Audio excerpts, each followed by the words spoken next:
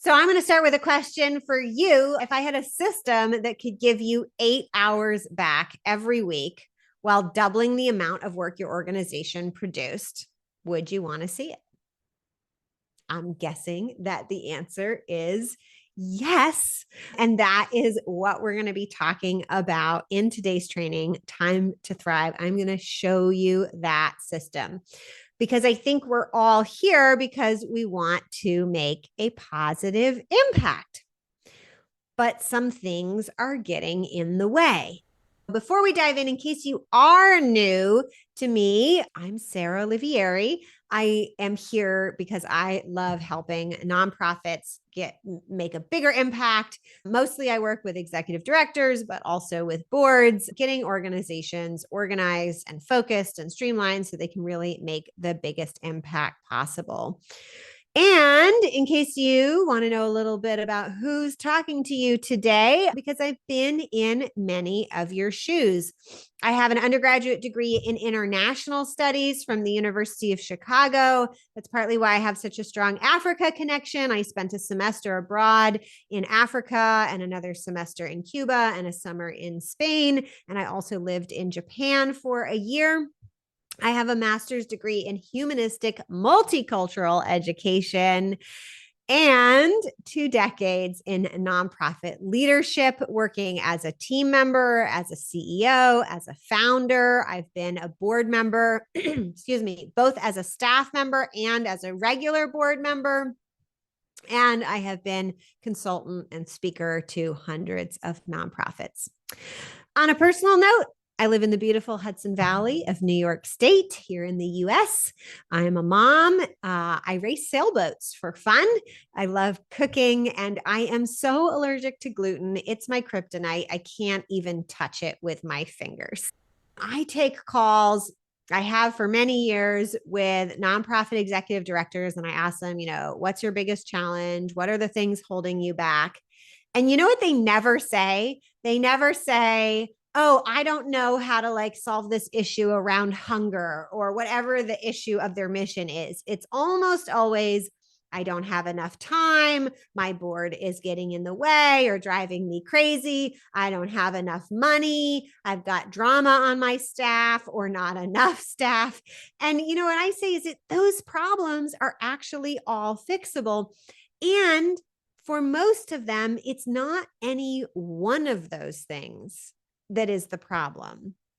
The thing that's really getting away is that they are stuck in this game of whack-a-mole. They can't seem to tackle all the things enough at a time in order to feel like, oh, now everything feels like it's really manageable, really in control. Nobody's overworked. We're not all frantic. And that is why so many organizations don't have literally the time to get to that place of thriving. So why does this happen? Is it because nonprofit leaders aren't as good as for-profit leaders?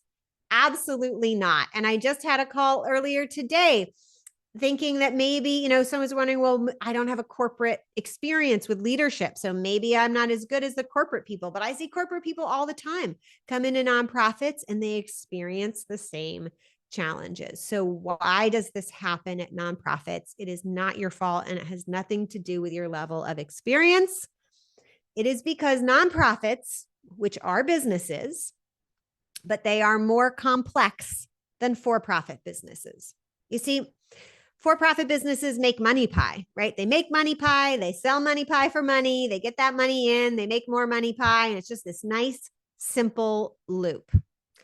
Nonprofits, on the other hand, they make money pie through their fundraising activities, but they also make mission pie. That's the work you do to achieve your mission. And often the work you do to achieve your mission doesn't bring in any money, or it doesn't bring enough money to cover all your expenses, which is why you have to have mission pie making activities and money pie making activities.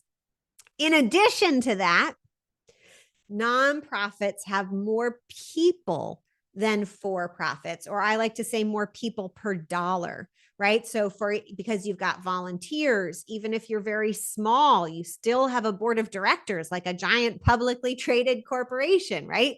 So you've got these three elements going on instead of just the money pie like for-profit organizations have. And that is why it is so challenging to run a nonprofit and why we end up stuck playing this whack-a-mole game.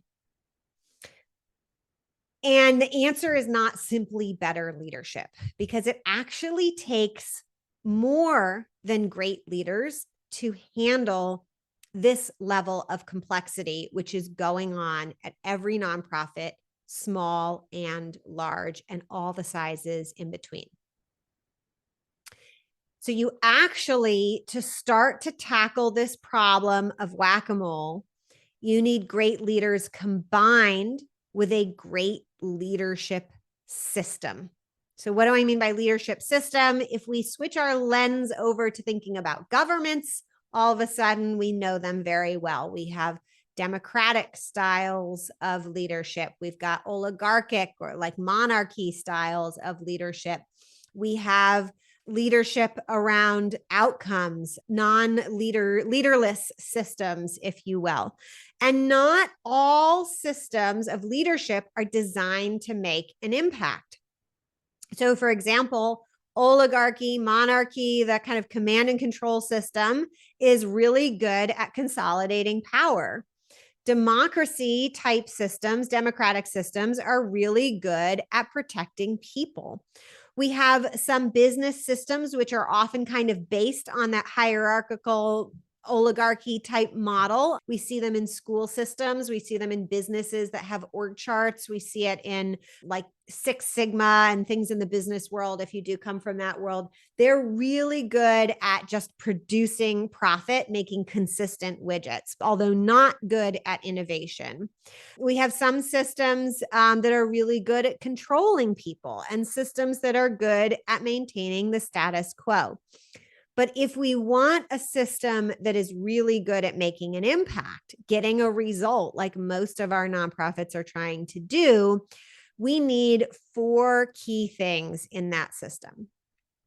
First of all, it needs to be built for speed, because we need to be moving quickly in this world to adapt, to change, to make an impact.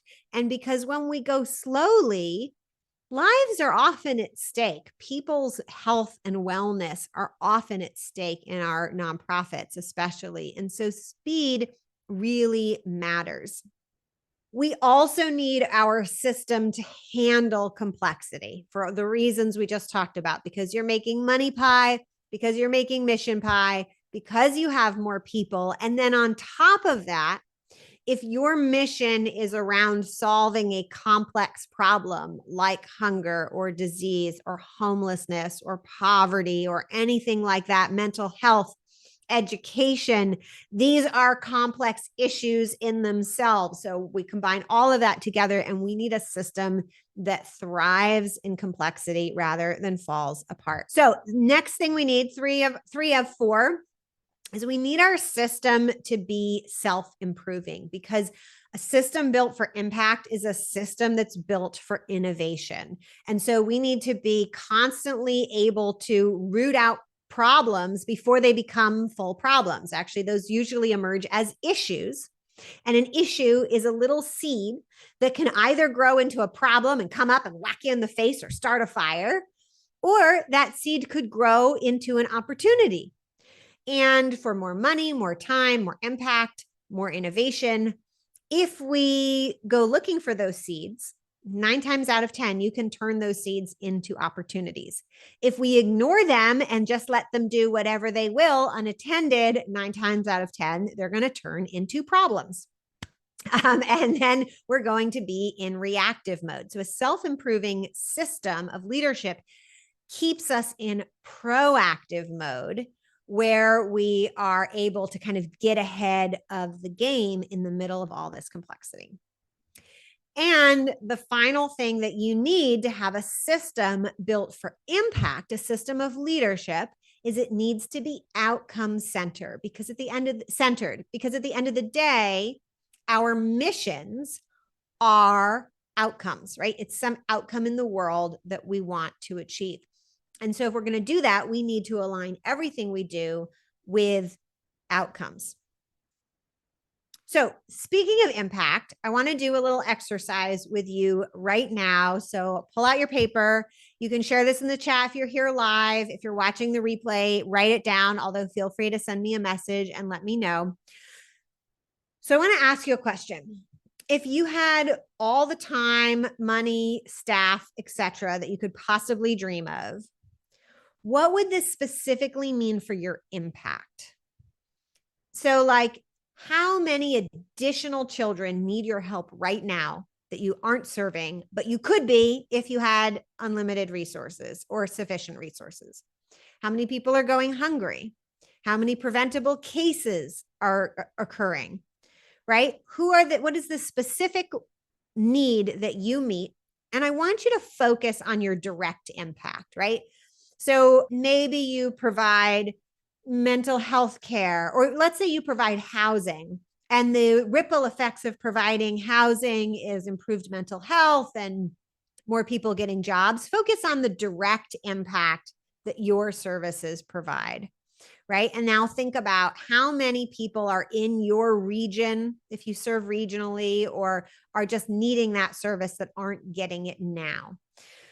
And then I want you to think about, how do we measure that impact as far as timeline? Is it like, how many people aren't getting it per year? How many people are not getting it per month? How many people are not getting that result per day? And I want you to write it down now. And I'm going to give you some examples to help you do that. And you can put it in the chat if you want, or just write it down for yourself. Okay.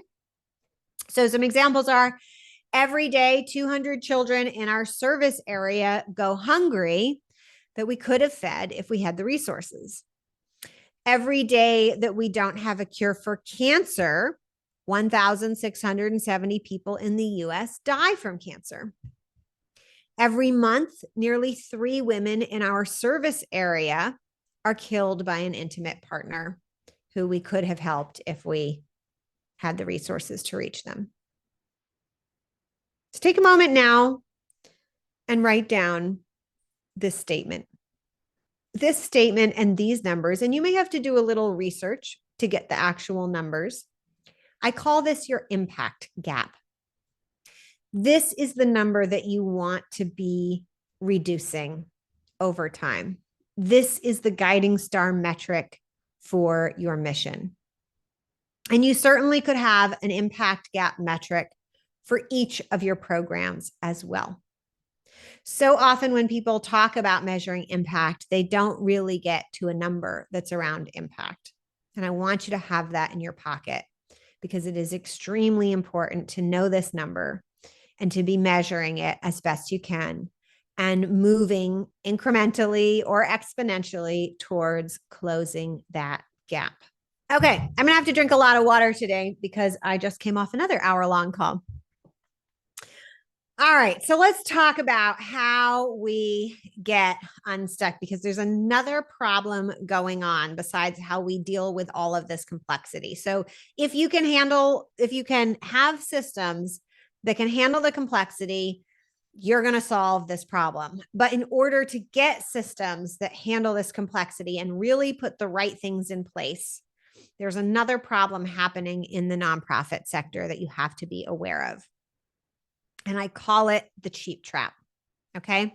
And it goes like this. So this is a solutions triangle. I didn't make it up, but it basically is a way of explaining that for any problem, when you're trying to find a solution, you can only have 2 out of these 3 things. It's either going to be good and fast, but not cheap, or good and cheap, but not fast, or fast and cheap, but not good. Here's the problem in the nonprofit space. There's 2 problems happening inside that keep us stuck in the cheap trap. So problem number 1 is we're just told as nonprofits that we're supposed to be cheap. Does anybody receive that message? Let me know in the chat or raise your hand if you're on camera. Have you been told that you are not supposed to spend lots of money on salaries, on equipment, on things like that? Yeah, right. We get this message all the time.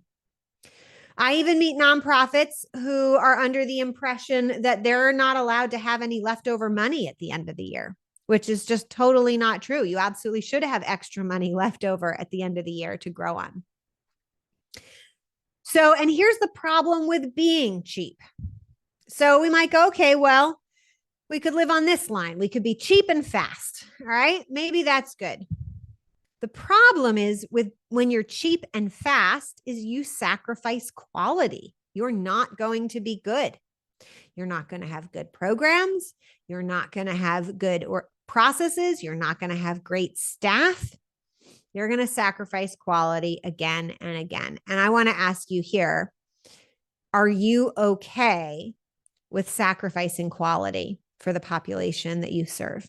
Is that acceptable considering what your mission is? Is it okay to be cheap, fast, and not so amazing? Let me know in the chat. Yes or no. Yes, I'm okay with it. Or no, I'm not okay with it. Yeah, Kate says no. That's usually what I hear. I've yet to meet the nonprofit who is okay with sacrificing quality. They'll often do it for themselves and kind of open up their own veins and bleed for their population, but they're never okay with sacrificing it for their population. But the truth is, when you sacrifice quality at the leadership level, you ultimately end up sacrificing quality and often quantity for the people you're serving. So we can't live on this line. It just is not okay. This is where a lot of nonprofits live. They're like, that's okay. We don't need to be fast. We'll be cheap and good. And that means we'll be slow. And we're okay with being slow. But let me break it down for you. What happens when you are slow? We just talked about our impact gap. When we are slow, at the very least, our impact gap stays the same. And typically it will widen. That's the reverse of what we want. More kids are going hungry. The slower we go, the more kids will go hungry, the more people will die of cancer, the more animals will suffer, the more our planet is being destroyed. This is not often true for for-profit businesses, right? If Kellogg's is slow at selling its cereal, nobody's dying. If, Prada isn't selling shoes, it's not really that big of a deal. Now, most for-profit businesses know that they don't want to be slow because they tend to lose money as well. Even if you try to be cheap and good, but slow in the long run, it actually costs more as well. But that's a whole nother story. So really, specifically in the nonprofit space, besides it being bad that we're just told to be cheap, we tend to accept that being slow is okay, but being slow is not okay. And all that leaves us is to live on the fast and good line. But let me tell you what happens here.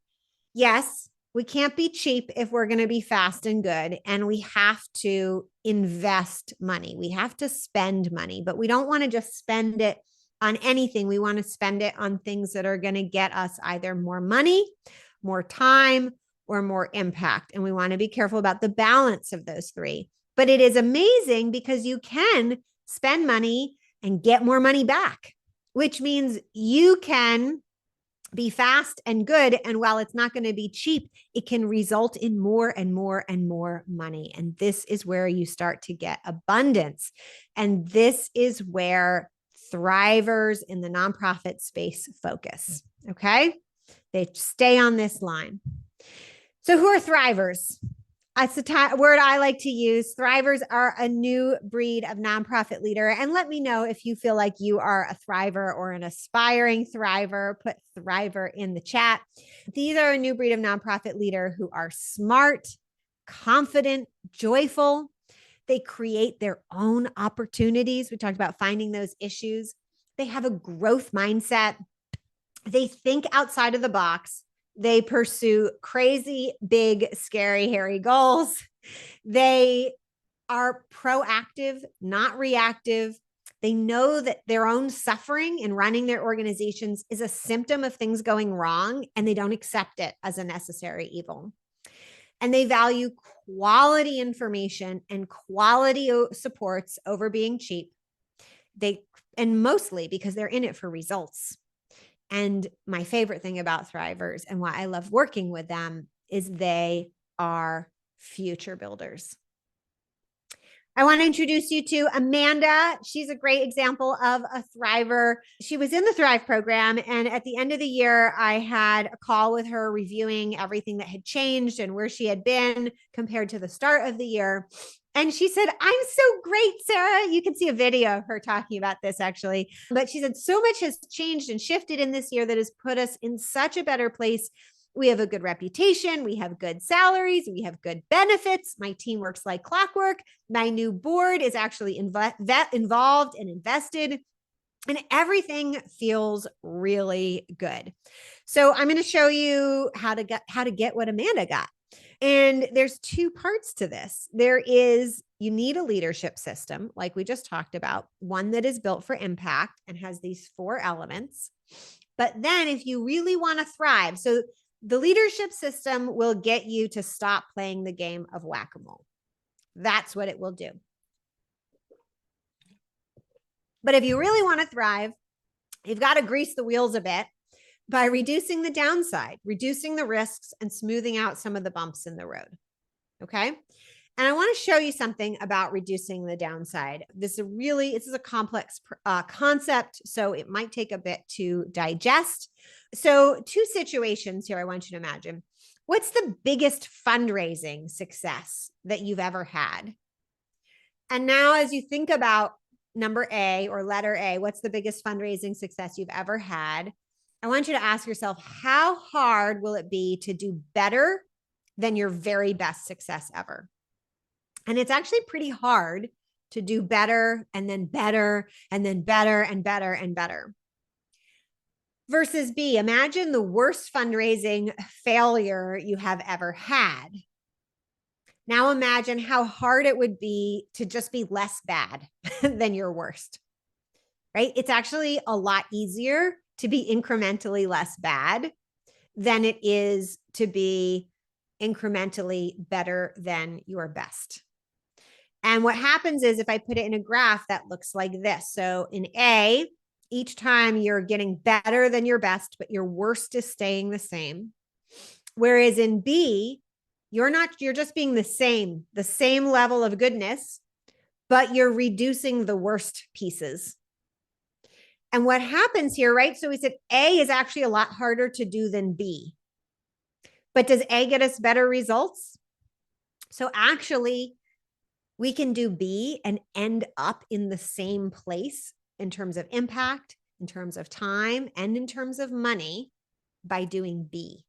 But B isn't sexy. B isn't exciting. B is in the small details of improving the worst things that are happening. And it's much more glamorous and we see it on the outside of like, oh, and we're told we got to be better than our best, right? We got to improve, raise more money from our event this year. Well, what if instead you focused on just in those in-between times, you just raise a little more, you do a little more follow-up. You have fewer people who leave as donors. You will actually get as good a return. And over time, you will find if you take this approach, you will actually get more from B than A, and it will be less work. Does that make sense? Any questions about that concept before I move on? I know that's a big one that's like, oh, and maybe we could probably do a whole training on what that looks like. We talk about this in the THRiVE program quite a bit, taking that B path rather than the A path to success. All right, I'll keep going. So the THRiVE formula is about this leadership system and reducing downside, which is that B path. Okay. So I'm going to actually show you, I built a number of years ago, I think it was officially 2017, I created the impact method to be this type of leadership system because there was nothing that existed designed for nonprofits to get these kinds of results. There are leadership systems, and if those of you who are familiar with Agile and Scrum and things have been developed for the for-profit space, there are systems that are designed to make an impact, designed for innovation, designed for getting results, but they don't account for the added complexity of running a nonprofit.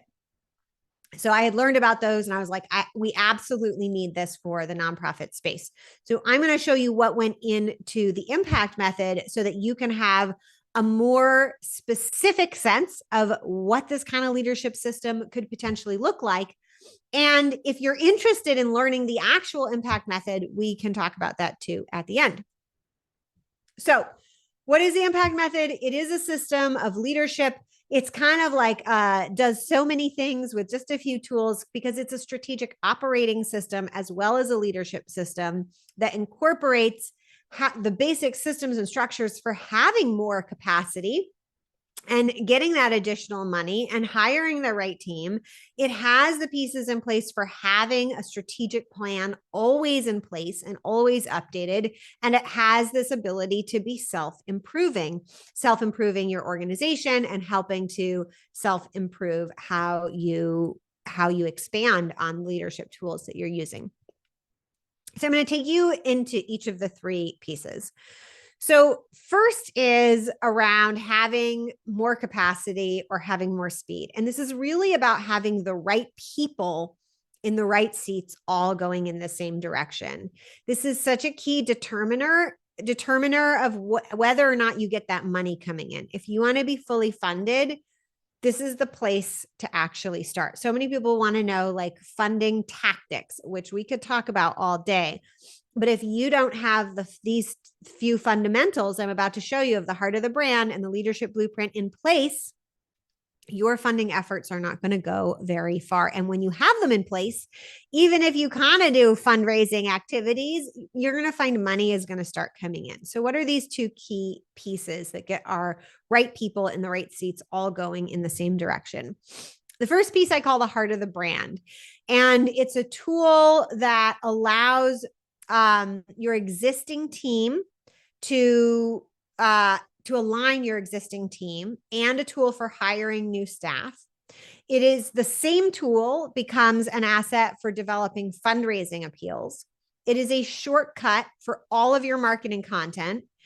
It is a way to always be prepared to talk to donors. And it's a way to make your mission stand out as truly unique. So what goes into the heart of the brand? I'm going to tell you, there's no secret recipe here. I'm going to give you all the ingredients. There are 4 pieces. There is a core belief. This is one, maybe 2 things that your organization, everybody in your organization believes that is driving your mission. There is a belief behind your mission. It's not a bunch of beliefs. That's how we have a cult. We're not building cults. We need 1, maybe 2 beliefs that are driving your mission. You need to make sure that that mission is truly unique and specific, like a goal. It is a goal. You need a clear vision of your organization's future and a set of guiding principles, 5, 6, 7, could be 8 or 9 even. These are the rules of the road about how your staff primarily is going to show up and behave. And for the most part, your clients and your board certainly all need to come into the picture, being ready to agree to show up in these kinds of ways, because this creates a great, productive type of community. The other tool that gives us a ton of capacity is the leadership blueprint. And it is a tool to optimize your team and design your staffing plan. It's a tool to develop your team, to develop leaders. It's actually also a way to measure success, a tool to train and report to your board about what goes on in your nonprofit, and a tool for developing a strategic plan. So 1 tool, 5 results, big results. So this is one of the ways in which the impact method is really designed. You do a few things and you get lots and lots of result out of it. What does the leadership blueprint look like? It looks like this. We have when I teach the full leadership blueprint, there are like sub details that explain each box, but basically This is a set of outcomes that every nonprofit needs to attend to. If you're bigger, there might be more things to attend to. If you're smaller, there might be less, but they include knowing where you're going, having the right direction in place, ensuring that you're operating at the optimum speed and capacity for the resources you have, and planning to build those additional resources to get to the next level, ensuring that you have a highly effective team, that your finances aren't just counted, but leveraged, meaning you're really using money to get the maximum return possible. Same for technology, same for your physical resources. And you've got to be careful about risk, that it is managed. And I say managed, not mitigated, because so often as nonprofits, we avoid risk so much that it actually becomes riskier. So we want to make sure we're taking the right kinds of risks at the right times. We want to ensure that we have the maximum amount of fundraising income, right? That this is our whole money pie factory. We want to make sure that that is happening. And then within our money pie factory, we're actually going to be setting up multiple types of sub factories. So donor-based fundraising factories, and that actually usually break down into 2 or 3 types. Sponsorship type of factory, money pie factory, if that's appropriate for your type of organization, and grants, which are really the icing on the cake. So many nonprofits start here, and that is such a huge mistake. It will drag you down. It will starve you of critical resources. If you've already done that, we'll get you out of that. Let me know. But we really want to be actually starting with some of the key donor-based fundraising activities, and in particular, what's often called major donor fundraising. I call it high-touch relationship fundraising. That is often the place to start. Although for some organizations, it's actually sponsorships, which are the best place to focus on first. And then finally, we have our mission pie outcome activities. And in there specifically, we want to ensure that we have the maximum number of best fit clients, and that we're running the most impactful services that we could possibly be. And then within the services that we are running, we want to ensure that they continue to be carried out, and that any issues or ideas for improvement are being shared with the greater team. So what happens, like, you might be like, well, do I have a good enough, capacity alignment function at my organization or not? Well, if you've got without any of these without it symptoms, you probably don't have enough of this going on right now. If you've got out of balance power dynamics, either too much or too little, if you're struggling, if you got struggles with your team, people are quitting, people are burned out, if you're having money problems, if you don't have enough money, not just to survive, but to thrive and grow to the next level. If you've had ineffective fundraising efforts and disappointed by things that you've tried, if you're slow to implement change, or if you've had issues with your board and or leadership, these are all symptoms of not having this kind of capacity and alignment piece in place. When you have it, you get an amazing team, your fundraising activities start working, people turn up to help you that you didn't even ask for help from, you start gaining momentum, and you have this ability to quickly adapt.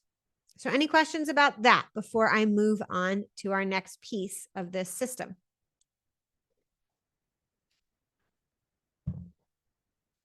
Okay, we're a quiet group today.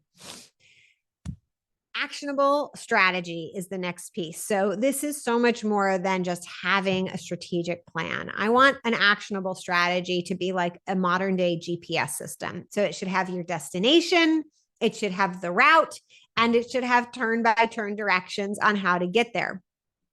There are a few keys to success with this. So in the impact method, I teach this 2-part goal setting process. I'm actually going to show it to you in just a moment. That's really, really critical to having a truly actionable strategy in place.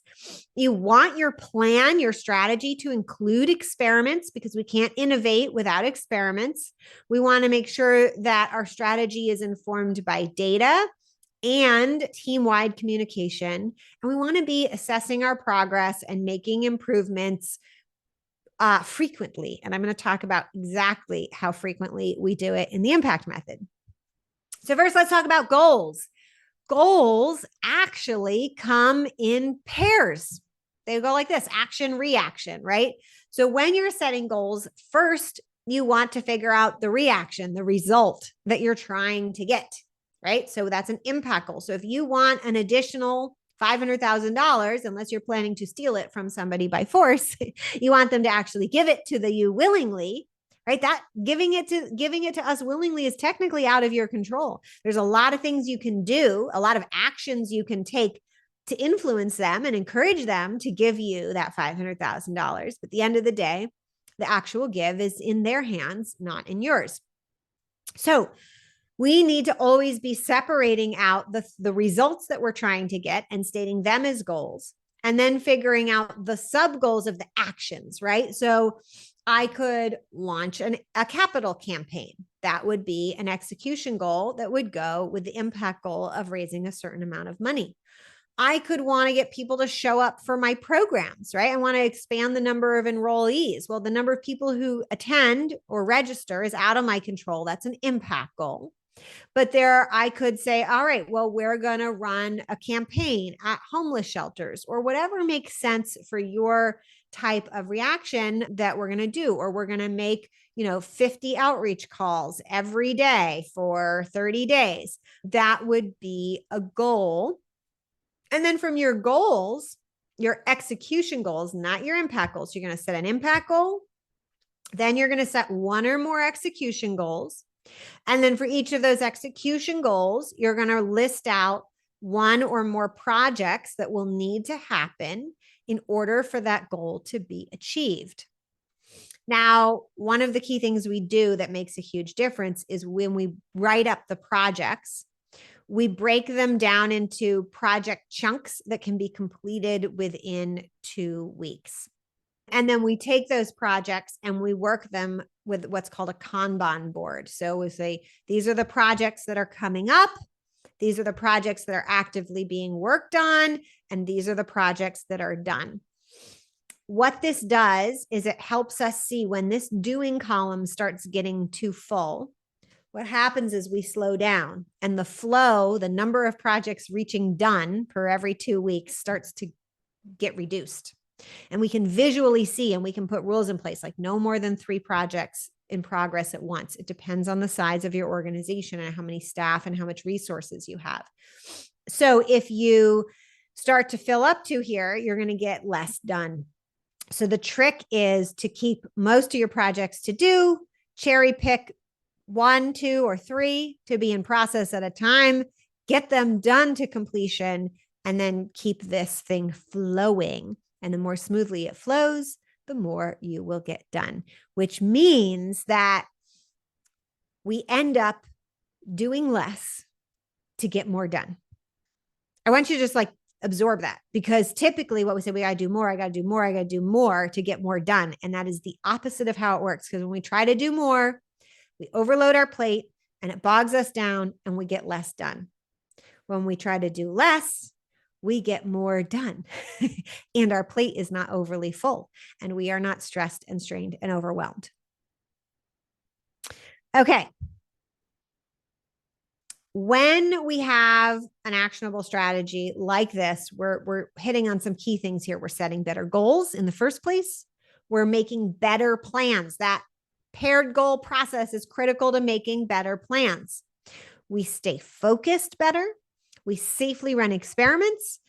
We don't overload our plates, and we end up having more money and making more impact. When we don't have this kind of actionable strategy and work the plan process, then we get action that doesn't achieve the right results. That's wasted time, energy, and money. We get that overloaded plate. We start feeling unsure potentially about what to do next. We may experience false starts. And often if we have teams, we're going to have frustrated teams. Okay, let's talk about our third piece here. This is a process of innovation and improvement that is baked into the leadership and operating system here. So if we use our, GPS model here, our travel model, this is our automatic rerouting, our rest stops, and our roadside assistance. So what's involved here? There's a few key things, and we have 3 tools in here: strategic cycles, respite, and work sprints. And I'm realizing I did not include a slide, so I'm going to have to tell you about what those are involved. But first, I'll give you the keys to success, and I'll tell you what those 3 things are in the impact method. First of all, iterative planning. So our strategic cycles, that's this piece here. This is how frequently we work on our impact strategy. So we do this every 2 months in the impact method. So every 2 months, we're essentially holding a strategic planning meeting. It's called a cycle renewal.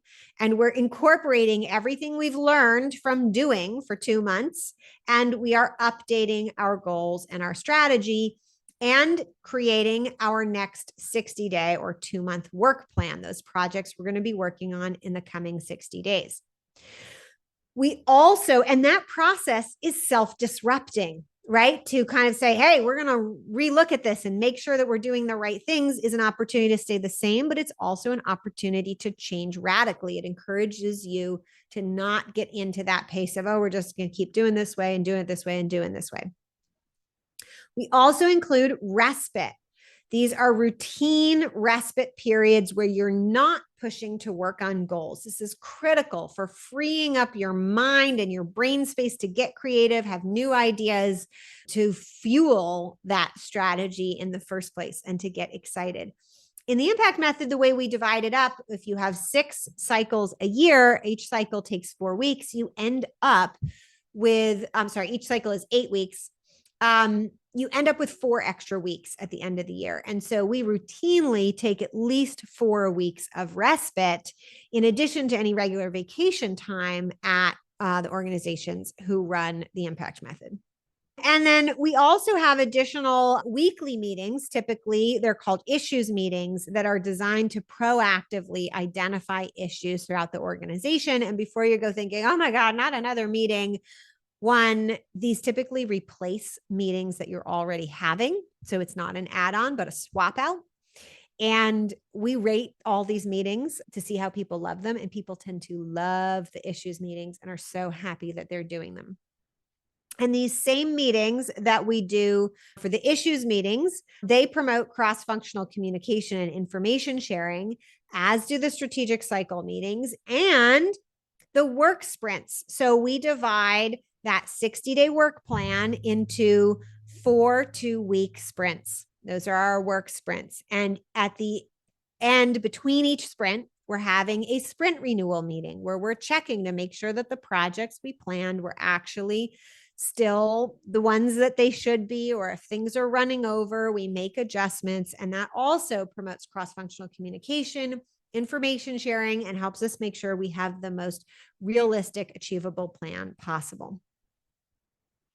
Okay, so when we have this system of innovation and improvement baked in, we get productive meetings, we get a happier team, we get more time back in our day. We're proactively addressing issues,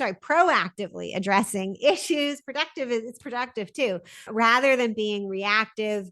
And we have a strategy that actually gets implemented rather than sits on the shelf. And a bonus thing that I'll tell you here is in the impact method, the boards are not involved with strategy development. This is a staff-based activity.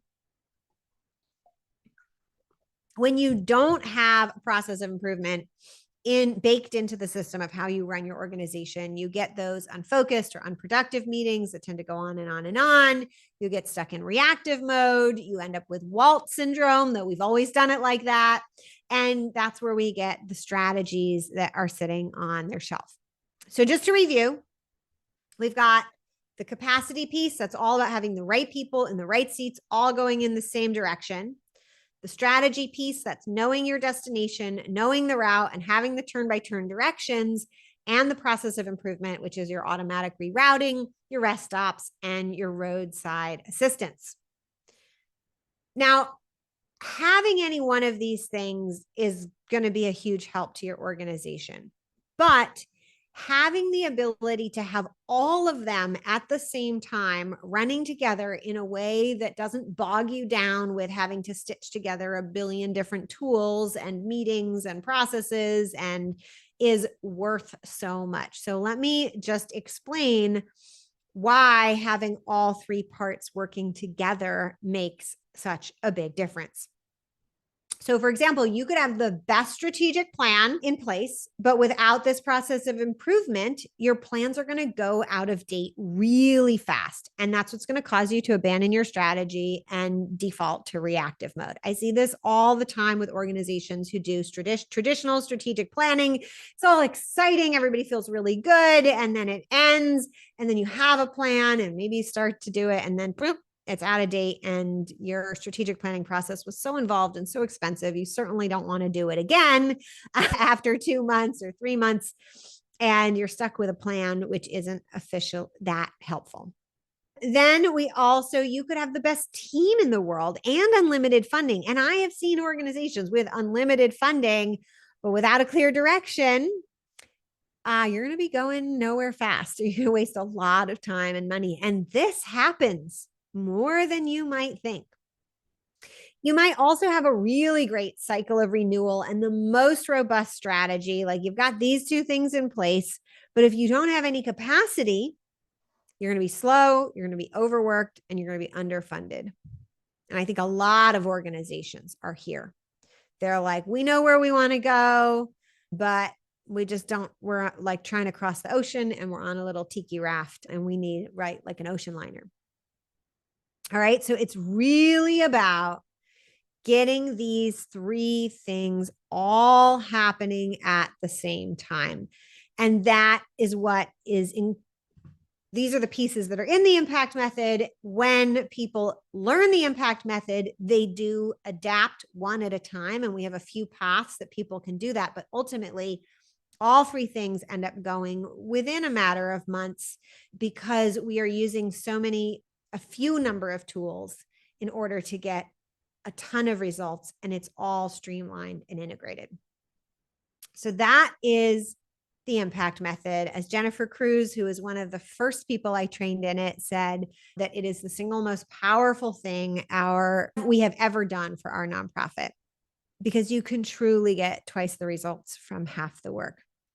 And another early guinea pig of mine, Andrew O'Grady, who runs a large organization, said that, before the impact method, they were only able to touch on like 75% of what was going on. That's that whack-a-mole thing. And once they started using the impact method, they were able to touch on the whole thing. Oh, and back to Jennifer Cruz. There's a picture of her. She's currently in the THRiVE program, I think in year three. She's had such incredible growth at her nonprofit. But early on, she said right away, there was more time in our day. In my day, the 2-week sprints helped us change and adapt quickly and prioritize. And I was able to put more brain time where I could think, imagine, and envision, which helped my overall focus. So that is the impact method. And that is how you get out of playing whack-a-mole. But we still, if you really want to thrive, we still have to grease the wheels a little. So I want to tell you how to do that. Oh, and I'm going to get a visit from my son. All right. And the puppy. Sweet momentary pause in our presentation for a visit from Puppy Cuteness. And then I will tell you how to reduce the downside and really grease the wheel so that you can truly thrive. Make it quick because I got people waiting for us. Show them the puppy and then take the puppy out. No. Or do whatever you're going to do. Come. No. Come. I love puppy. This is Sprocket, everybody. Say hi, Sprocket. Yay. All right. Off we go. Bye. Okay. So how do we reduce the downside? There's 2 key pieces here. So has anybody ever seen the knowledge matrix? Again, I didn't make it up and I don't know where it came from, but you've got your known knowns, your known unknowns, your unknown knowns, and your unknown unknowns. What does that all mean? I'm going to explain it to you. So your known knowns are facts, right? The things you know that you know. And there's no risk involved with facts. So we don't have to worry about those. Then we have your unknown knowns. The things you don't know that you know. Those are hidden facts, or they're totally knowable, but you just maybe don't even know them right now. And hidden facts don't pose any risk either, really. So we don't have to worry about that half of the matrix. Then we have our known unknowns, the things that we know that we don't know, right? Like I know that I don't really know astrophysics. Great. And these are known risks potentially. So there is something to worry about there. And then we have our unknown unknowns, the things that we don't know that we don't know. And these are our unknown risks. And these are tricky and really important to deal with. So, how do we reduce or eliminate the risk involved with our known unknowns, the things we know we don't know, and the things we don't know that we don't know? So the key to eliminating or reducing the risk related to your known unknowns is to get training, right? Bring in an expert, someone who's already trained, or get the training yourself, because for an expert, they're known knowns. They know, they can see that stuff, but mostly training is how we fix that. Then for our unknown unknowns, this is where we really need not an expert in skills, but an expert guide, somebody who can guide us, somebody who it can, for them, they are known unknowns. For you, they're what you don't know, you don't know. But for an expert, a lot of those issues, if you, especially if you get the right expert, are going to be known unknowns. And say, oh, don't make that mistake, don't make that mistake, don't make that mistake. That will be a mistake. And that is how we have the true THRiVE formula. Is you need a system of leadership designed to make an impact, and so that designed to handle complexity so that you stop playing whack-a-mole. And then we need to reduce the risks so that we really are feeling like we're thriving related to our known unknowns and our unknown unknowns by training ourselves up and having expert guidance. So what does that journey look like? Because you're probably going, okay, this sounds great, Sarah, but what does it really look like? Well, to kind of summarize everything we talked about today,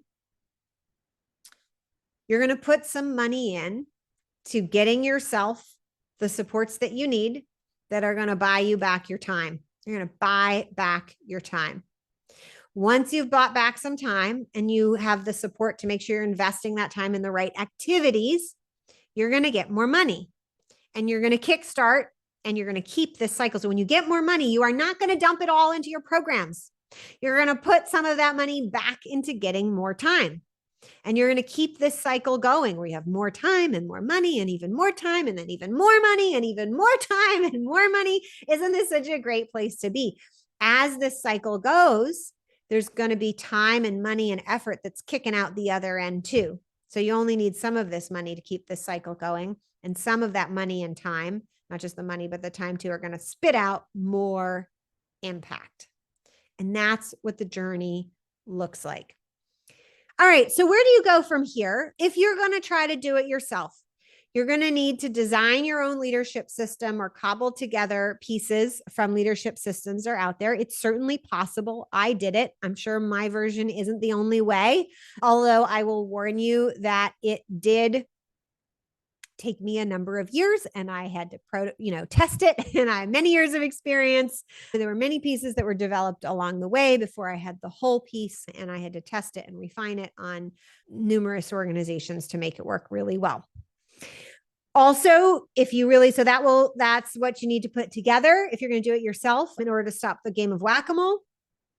And then if you really want to be thriving, you're going to need to find and enroll yourself in training where you need to learn some more. And you're going to need to find a guide or a coach or multiple who can help you make your unknown unknowns, the things you don't know, known unknowns. Of course, I wouldn't be here if I wasn't going to give you a solution. We can also do this together in the THRiVE program, where you will learn the impact method, and I will also provide you with the training and expert guidance to have that smooth sailing. But the impact method is not for everybody, or the THRiVE program is not for everybody. The impact method works for everybody, but there's a few key prerequisites that you need to have if you are interested in learning more about the THRiVE program. I'm not going to tell you all about it today, but I want you to know that there's a simple application. You can go to pivotground.com/application. I'll put that in the chat. pivotground.com/application. In the replay, I might get fancy and put the application on the replay page, but if it's not there, just go to the link, which I'll show you in a moment. So prerequisites though, before you fill out the application form. You must want to maximize your impact and close your impact gap. If you just want to stay the way you are or the same size, and scaling and closing that impact gap is not exciting to you, you will not enjoy the amount of work that you have to do in this program. It will not feel good. Second, you must be ready to keep it real and fix it right. You need to be coachable and you need to be ready to take bold action. I will push you when it comes to fixing it right to fix the core of the issue and not slap on quick Band-Aid solutions that are going to fall apart in the near future. And bold action, not so many nonprofits are doing it this way. Most of them are struggling. I promise you that it works, but it's going to be different. And if you're uncomfortable with doing something different, it's not going to be a good fit for you. And finally, at least one person needs to be working full-time at your organization. They can be on a volunteer basis. So that's something we fixed before in the THRiVE program, taking people from unpaid to paid. But it can't be that there's nobody working full-time. Everybody has a day job, because you're not far along enough there. If that's your challenge, feel free to reach out to me and let me know, and I'll see if I can point you in the right direction. Also, we have some specific beliefs. One main choice here at Pivot Ground, many nonprofits serve vulnerable populations.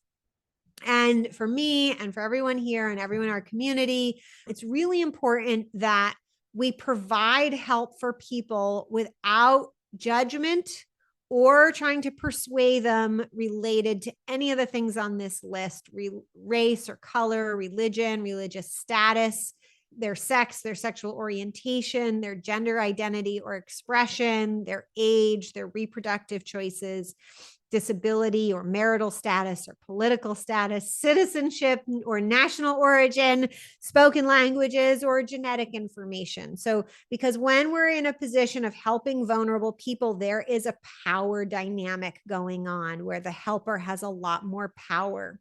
And so it's really important to us at Pivot Ground that we're not using that power. We can use it to help people out of their challenges, but we're not going to use it to influence any of these things. And we're not going to judge people for any of these things on this list. This is more than, a non-discrimination policy. If you have questions or concerns, or you're wondering like if this is you or not, just reach out to me. And when you fill out the application at pivotground.com/application, simple application, it looks like this. I'm actually going to show you. Here's the real page. If you've already applied, you can apply again. It's not a problem. Just going to fill out the information. It takes a few minutes. The more information you give me, the better. I am going to ask you if you attempt to influence any individual's choices regarding any of the following. If you check one of those, it's still okay. I review these applications manually. It's not like you fill out the application and you automatically go to the next thing. You fill out the application, it goes to my email address. I review it and I will get back to you after I carefully review your answers and do things like look up your website and stuff like that. So that is how you apply if you're going, yes, maybe the THRiVE program is a good fit for me and I want to understand more. Fill out the application. Okay. We're going to have some Q&A. I've left a little time for Q&A, but I'll just tell you a little more. You'll see these further down on the application page, a little more about THRiVE. Sherry Stilson, who's actually still currently in the THRiVE program in her 3rd year. I just got off the phone with her. She runs an annual convention and it was the biggest, hugest success yet. And she says about THRiVE, it's one of the best decisions I've ever made. Hands down, as an executive director, has been signing up for this program. To anybody that's even considering signing up for this, that needs help, that needs more resources, I say go for it. Invest the money for what it's worth. It's like pennies. I would definitely pay more to get this again. And Erica says, I always learn something. We have group coaching calls in the THRiVE program, and she said she really appreciated them. There are so few spaces where I'm in a room with other EDs and it's pure support, no competition, no judgment, no need to perform, just support and the opportunity to learn from the few people who truly understand what it's like to walk in your shoes. And even if she didn't come to the session with some issue she wanted to cover, she always learned something from the sessions. Sherry says in only a few months, this is another Sherry, just a coincidence. We collect Sherrys and Sarahs, but all names are welcome. After only a few months of working with Sarah, I made more progress as executive director than the entire previous year. And what I didn't put in here was she worked with a coach the previous year too. She pushed me to put in a lot of work, and I will push you too, but smart work, not just hard work. But it really made a huge difference. Amanda, who we heard from before, says she learned that staff management, governance, budgeting, etc., are all universal. I love feeling being part of the community of other executive directors, and it can be so valuable to share resources and ideas between them while having access to Sarah's advice and viewpoint. And last one I'll share is from Victoria, who said, it's like an oxygen mask. So if you're interested to learn more, the application's totally free. Just fill it out. It takes a few minutes. And I am happy to stick around, and you're welcome to unmute yourself, and I will answer any questions or go back over anything. I am yours for the next few minutes. And I'll see if I can I'm going to allow you to unmute yourself if you'd like to come off mute, or you can put it in the chat. Lupe says, not a nonprofit yet, or did I pronounce your name right? We are fiscally sponsored. We are committee. Is it doable? It's okay. We have people who are fiscally sponsored in the program. Your actual incorporation status or tax status does not matter for this program. Great question. Funmis definitely need to get a handle on the leadership system. That is such a key thing. Marissa, you had said you can't work on your own, need to build a team. Team needs to watch the replay. So yes, but we can talk about work through building a team. So if that's your main concern, I encourage you to fill out an application, and then we'll figure out if it actually makes sense for you, and we can take a closer look at what you have. If it doesn't, I'm not going to recommend it. All right, everybody. It is my true pleasure to share these trainings with you. And regardless of what you do, I hope to see you on future trainings and be part of your journey as you grow and close your impact gap. So thank you so much for your time and all of what you do to make the world a better place.